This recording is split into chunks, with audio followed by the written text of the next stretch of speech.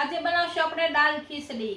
તો એને માટે 1 વાટકી ચોખા લીધા છે, 1 વાટકી તુરની દાળ લીધી છે, 1 વાટકી મગની દાળ લીધી છે, 2 ચમચી ઘી, 1 ચમચી લાલ મરચું, 1 ચમચી જીરું, અડધી ચમચી ગરમ મસાલો, અડધી ચમચી રાઈ અને 2 ટમેટા નાના।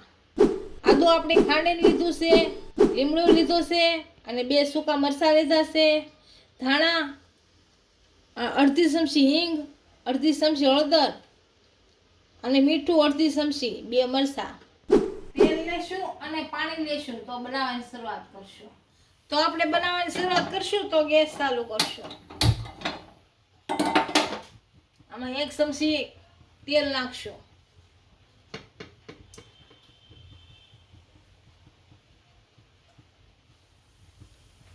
1 ચમચી ઘી નાખશું,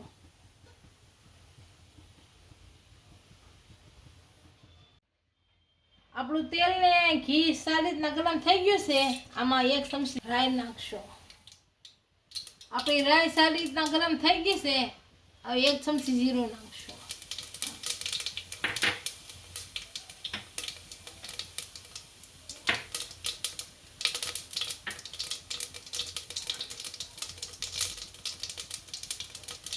મરચાં નાખશું,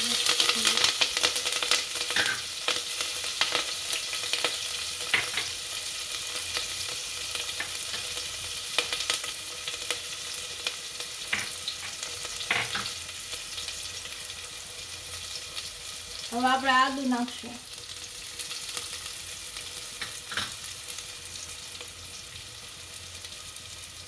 હિંગ નાખશું। હવે આમાં 2 સૂકા મરચાં નાખશું અને લીમડો નાખશું।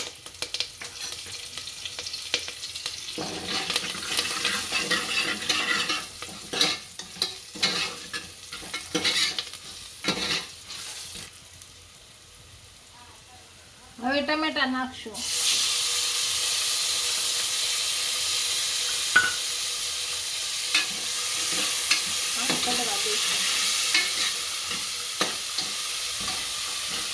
હવે આપણા ટમેટા સડે ત્યાં આપણે દાળ સાઈને પલાળી દઈશું। આ મગની દાળ,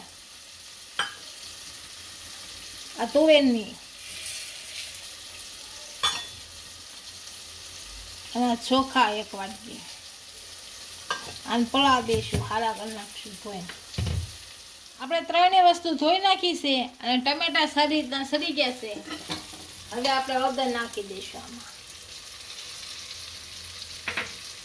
આ મીઠું નાખશું, મરચું, ગરમ મસાલો,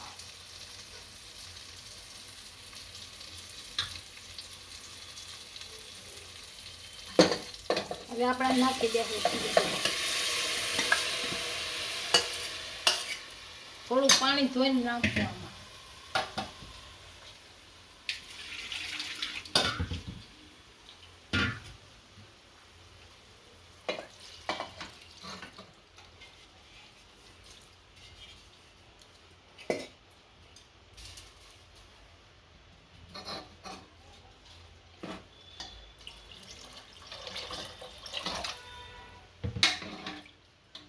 હવે સેડવી નાખશું। હા, અને ઢાંકીને 4 થી 5 વિસલ થવા દેવું।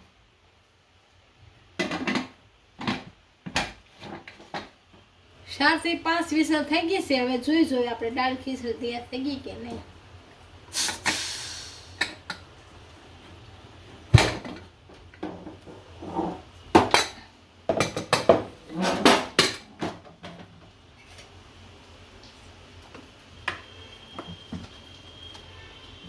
હવે તૈયાર થઈ ગઈ છે।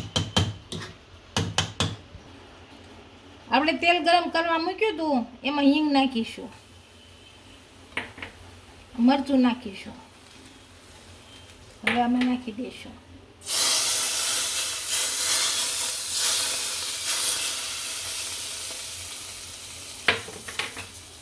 હવે ધાણા નાખી દઈશું। આપણી દાળ ખીચડી તૈયાર થઈ ગઈ છે। એને સર્વ કરી